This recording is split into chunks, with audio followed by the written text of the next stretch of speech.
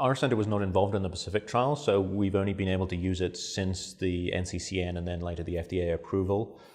The patients who go through chemoradiotherapy, definitive chemoradiotherapy, I think it's very reasonable to add it in for a year afterwards.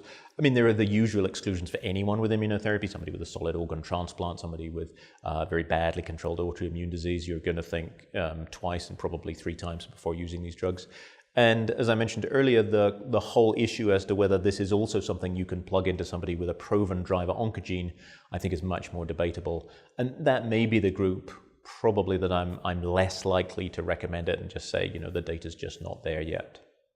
Any immunotherapy runs with it the risk of an autoimmune disease. In the setting of chemoradiotherapy, you worry about, are you exacerbating pneumonitis, which is a risk with the regime in the first place.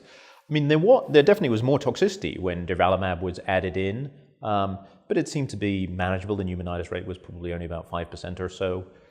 There's been some recent guidelines published on managing immunotherapy toxicities, and they can come at any point. They can even come after the treatment has finished. So you just have to be very mindful, particularly pay attention to hormonal levels. So it's good to check TSH. It's good to pay a close attention to what your patient is describing in front of you, because there may be quite subtle manifestations of autoimmunity.